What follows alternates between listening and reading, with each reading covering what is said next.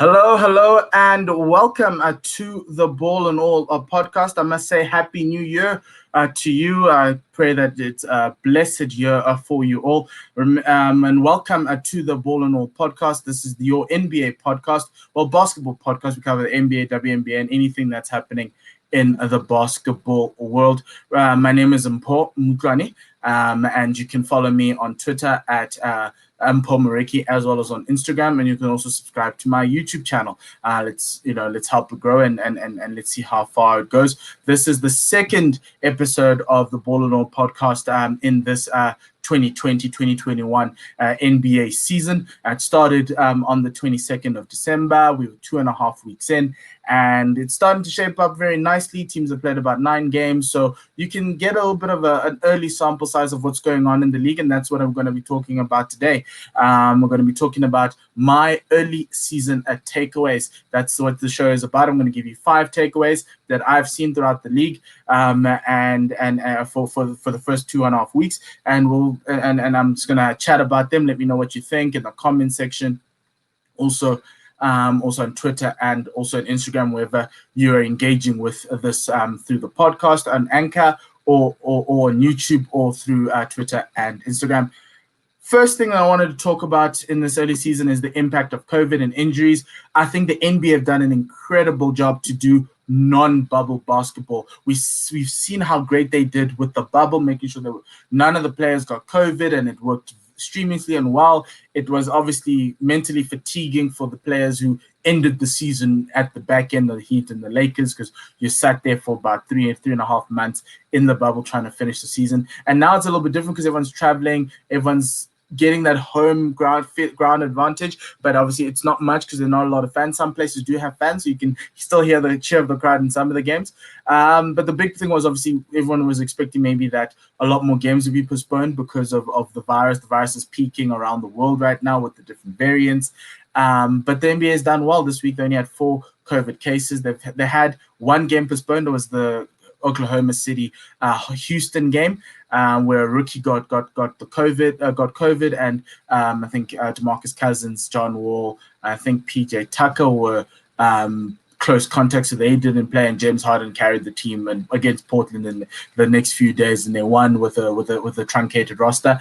But we're seeing some cases. Some players are being sidelined due to contact tracing. Alex Caruso of the Lakers was sidelined due to contact tracing. Kevin Durant's been sidelined this week. And Seth Curry has tested positive for COVID, so he actually was called out the game about the 30 minutes before the game started. His test came back, and now the Philadelphia 76ers, is going to do contact tracing, so we might see a little bit of a postponement for them. But with the world going a little bit, with the cases in the world increasing, sports, I think the EPL is being struck by this as well. Aston Villa may not be able to fulfill a lot of their fixtures. So it's so far the NBA has done quite well. 1 game postponed. Remember, the season is in 2 parts. The first 36 games are going to be played, and then the final 36 games will be played in the second half of the season after a 2-week break. And those games were also going to add on any games that were postponed in the first half. So far they've done well. The other thing is obviously the injuries. We're seeing a lot of long-term injuries happening. We knew Clay before the season, but Ja Morant is out. Markelle Fultz is out for the season as well, ACL. Spencer Dinwiddie is also out for the long-term injury. So that's also affecting the game, the play, largely due to the obviously shortened preseason. But that's what it is, and everyone's trying to fit everything in to try and get the league back to a normal rotation in terms of the yearly calendar. So that's something that's going to happen, and something that's going to affect a lot of teams. My second takeaway is Philadelphia 76ers and Joel Embiid are looking early front runners for Philly as championship contenders, for Embiid as possibly an MVP candidate. Could this be the year where we get a third African MVP, African-born MVP? It's possible. Joel Embiid has done incredibly well. He averages 25 points and 11 boards, as well as 2 blocks so far this season. He's really helped the Philadelphia 76ers step it up. But most importantly, Philadelphia under Doc Rivers have figured out some sort of an identity, and the identity is defense first. They defend so well. They're the second best defensive team in the league. I'll tell you who the best defensive team in the league. You won't believe me. But they've done really well on that end of the floor, and that's translated to easy buckets and great free-flowing transition basketball in the offensive end. The big thing for Philadelphia this time is that Philadelphia last season with Joel Embiid and Ben Simmons had a net rating, which is the amount of points, the net amount of points scored with them on the field, on the floor, of negative 0.8, which means that Philadelphia were worse off with having both Ben Simmons and Joel Embiid. This time, so far in this 9-game stretch, where they've won 7 and they've lost 2, they have a net rating of 18 points. Just getting that sorted. It's 18 and it's about 18.5. It's 18.5. Just checking my note. It's 19 and a half, actually. I don't want to take a point away from them, which is incredible as to how they've been playing. They've played the 2-man game really well. The pick and roll between them, Ben and Joel, has been incredible. And Joel's just been such a force for them. This team defends really well. You've got Danny Green, who I think is still an elite defender. They've got Ben Simmons, who is an all-NBA defender. Tobias Harris is not bad. And Joel Embiid, as a rim protector, is very good. Seth Curry's defense is coming up. But he's the one player that we all thought that they might have to find a way to hide. He's shooting lights out. So without him in this period while he's got COVID, it might kind of slow them down. And you can also say they've played the worst defenses in the worst offenses in the league, being Cleveland, being with Washington, being you could say also I think they played Detroit. And so that's also something that you also have to consider. But they are going to come up against some better offenses. They've lost to the Nets this morning, so it might come down. But they are up there. They are making a case to be in that top tier with the Lakers, the Clippers, and possibly Milwaukee and Miami for the front run for the championship challenges, essentially. So they've done well. Joel Embiid's balled out, and we just hope it just continues. But what I know about this game is if you can defend, you can go far in the NBA. Next one is the Eastern Conference has become more competitive. I think I spoke to you in the last podcast, and I kind of felt that the bottom 4 in the Eastern Conference weren't going to make it. Essentially weren't going to be as competitive. But what we've seen so far is that the Knicks, with that young core, Julius Randle's done really well. They've become a lot more competitive. They're winning games. They've won 5 of the last 6. So their record is 5-3. Cleveland with Colin Sexton and Darius Garland, or aka Sexland, they are the best defensive team in the league with 102 points, defensive rating of 102, which means they only allow 102 points per game, which is the best in the NBA. That's unbelievable. But then on the other end, they're actually not that bad from an offensive standpoint. They play a lot of ISO, but Cleveland are a good. It's no longer you arriving at these teams and you just walking over them. And I think that's something for the East to notice, especially for the play-in tournament with the 10 teams. That these 4 teams in the East, who traditionally would be at the bottom 5, are going to be contesting. The Hornets look better than they did last time. Terry Rozier started the season off well, and also LaMelo Ball's kind of stepped up in to try and help them as well. They look very good. And the Magic have started the season well. They're the second best team in the East, 6-2. The Magic made the 8th seed in the playoffs last season. With the 7th seed in the playoffs last season, we thought they might have taken a step back without DJ Augustine, but they've really stepped up.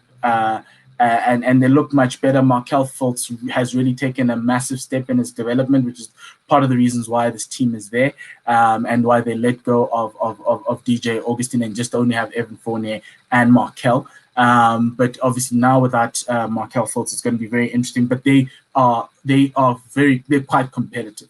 The Washington Wizards are also there. They just had a very bad start to the season. We'll talk about that in the next segment. But these are the teams that I think are there. The Wizards are competitive with Russell Westbrook, and so the only team in the East that isn't competitive is the Detroit Pistons. They're 1-6. I don't see much with them, and I don't think they're going to do.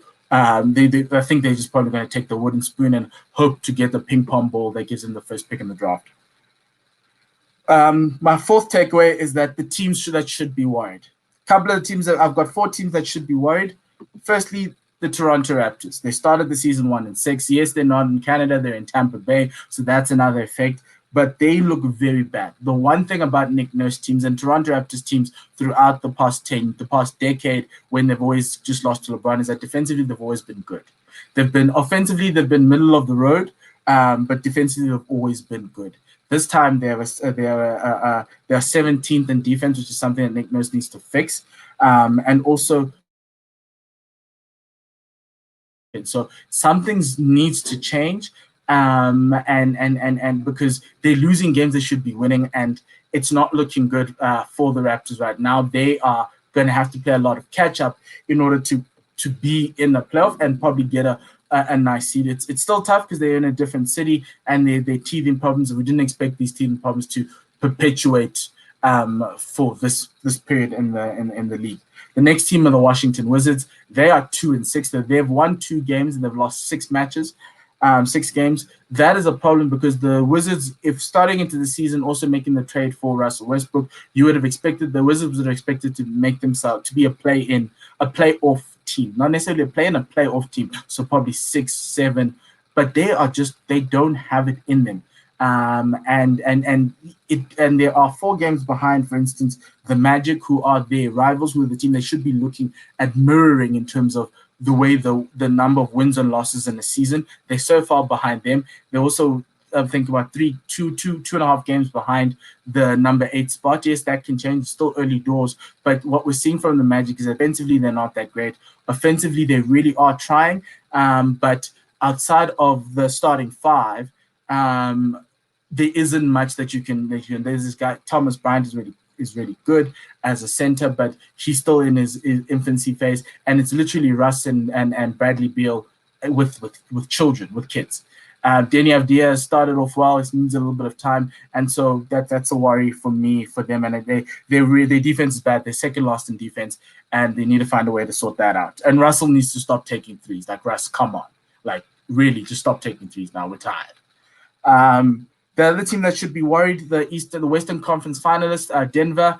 They are 3-5, while their opponents are 6-3, and they're moving away. They're 3 games behind the Lakers and the Clippers.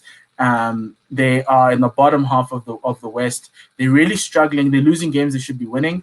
They are a better squad. They should be playing better than what they have. I think the effects of a shortened preseason and a shortened break are coming back to bite them. They defensively they really are struggling, and they're 28th in defense, which is something you wouldn't expect from this team because the Denver Nuggets, what we know is that they get locked in and they always win easy. They get easy baskets from forcing turnovers and good defense, and that's the worry from a Denver perspective, especially around the perimeter. They always had those massive wing defenders. Jeremy Grant has left, and I think that may have destabilized Denver a little bit. Michael Porter Jr. is also injured, so that's also kind of feeding into everything else. But they always had a plethora of wings and guys who can defend on the wing. PJ Dozier is not that bad, but it's just not gelling. It's not working out well. And they lost to the Mavericks. They were up by, I think, 10 points at one stage midway through the third quarter, and it just evaporated. And the momentum in the fourth quarter was just with Dallas, and it ended up in overtime with Dallas winning. Jokic is still putting up numbers. That's something to be good. It's Jamal Murray that I think everyone's going to probably be worried about. The other team that should be worried is Minnesota. Cat and D'Angelo Russell, they came together thinking they'd make some sort of a big 2 in the era of big 2s. It's not working out. I think from outside of them, the rest of that Minnesota roster doesn't look great, and they are bottom of the pile, bottom to a team. Even Oklahoma's even playing better basketball than Minnesota, and Oklahoma just a mishmash of players who Sam Presti acquired through trades because Sam Presti wants to have the next first round picks from everybody in the NBA up until 2027 because that's the way he's working out, and that's very disappointing. They just between them and Detroit, they take the cake for the wooden spoon. They're fighting for that. And finally, to close out, the last one is the teams that are exciting, the teams that you should, if you see them playing, just give it a watch a quarter, watch a full game. If you're on League Pass, you can check it out and see what these teams are.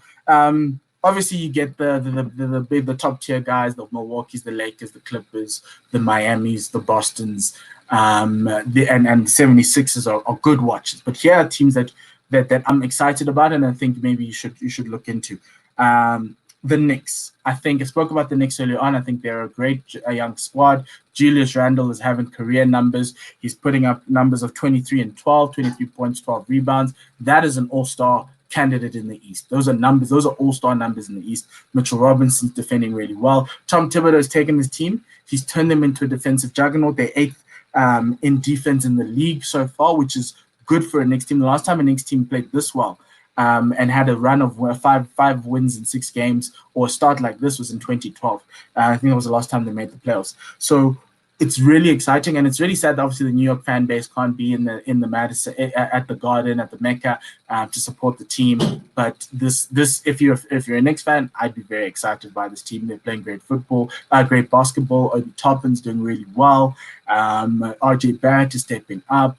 And it was great because they got Alfred Payton in the off season, and he's a seasoned point guard, and that took off the pressure from RJ Barrett. He's playing like a forward rather than a point forward who had to do everything for this Knicks team like he did last year. The bench looks even better with Austin Rivers coming off the bench. He had a great game 2 days ago. 2 days ago, he was just shooting the lights out.